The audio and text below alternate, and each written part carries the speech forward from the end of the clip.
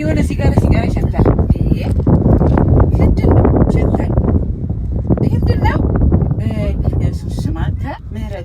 ምህረት ያድርግልህ። በእውነት እኔ እንደዚህ ቆሻሻ ጠርቼ ያሳደግኩ አንተ እንደዚህ ማድረግ ነበረብህ።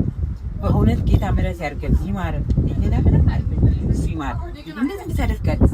ምህረት ያድርግልህ።